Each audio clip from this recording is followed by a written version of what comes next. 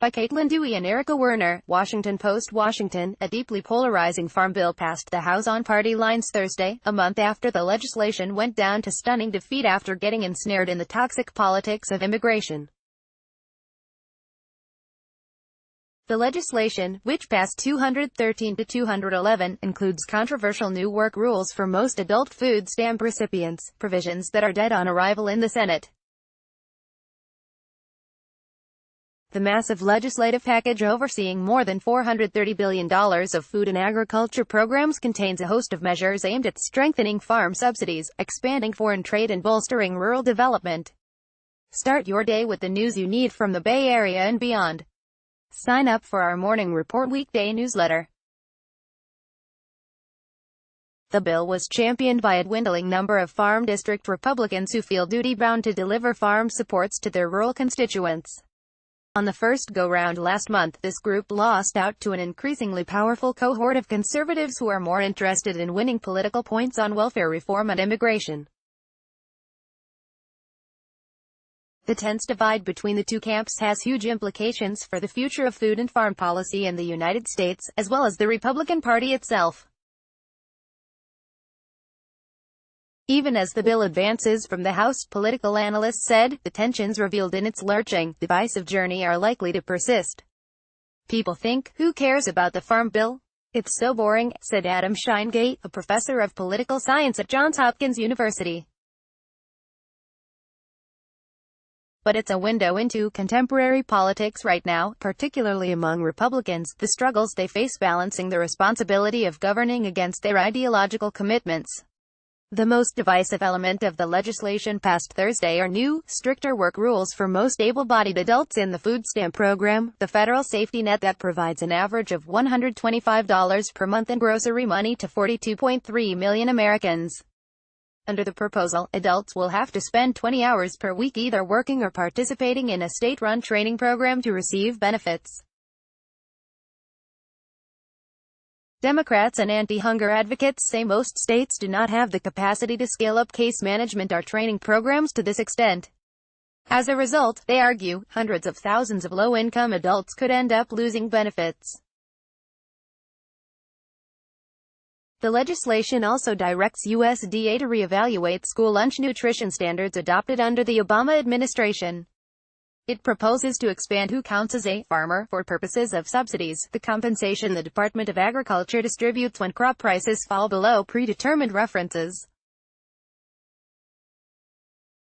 It eliminates much of the Conservation Stewardship Program, aimed at encouraging farmers to address soil, air and water quality on their land, and folds it into the Environmental Quality Incentives Program, which is oriented toward compensating farmers for one-off conservation projects. And despite efforts by some lawmakers to end them, it extends federal supports for the U.S. sugar industry through programs that control the amount of foreign and domestic sugar on the U.S. market and guarantee a minimum price for producers if sugar prices drop. Republicans have not historically struggled to pass farm bills, though it has become increasingly difficult over the past 10 years. The Farm Bill comes up for reauthorization every 5 years and is generally passed on a bipartisan basis. That bipartisanship is by design. In theory, the Farm Bill has something for everyone. It authorizes agricultural programs, such as crop subsidies and conservation incentives, popular in rural Republican districts, and programs that appeal to urban voters, think food stamps and farmers market promotion, both backed by Democrats. But while Democrats still vote en bloc to preserve the food stamp program, as they did this year, the Republican vote is splintering. That became evident during debate on the 2012 Farm Bill, which also initially failed on the House floor, and glaring during May's Farm Bill vote. Conservative lawmakers defected to force a separate vote on immigration, embarrassing party leadership. Earlier Thursday, conservatives got the immigration vote they wanted, but the legislation they championed failed and a vote on a leadership-backed bill was postponed until Friday as the GOP churns in search of solution and the family separation controversy on the southern border continues to unfold. The reasons behind the Farm Bill fracture are twofold, said Christopher Boso, a professor of public policy at Northeastern University. First, the number of farm districts in America has shrunk as the rural population has fallen, and second, a wave of Republicans have come to power who value small government, spending cuts and immigration reform over the demands of their party's dwindling farm state constituents. I think the story of the Farm Bill is the story of the Republican Party, Boso said. It is now split between traditional, rural conservatives, the kind who hold their noses and vote for the Farm Bill because they want those commodity programs, and the ideologues in the Freedom Caucus who think all spending is bad. Political observers say that is likely to make it difficult to pass food and farming legislation over the long term, even if Republicans were able to cobble together a coalition this time around. As the rural vote grows less powerful, farm district Republicans increasingly need allies in the suburbs and cities.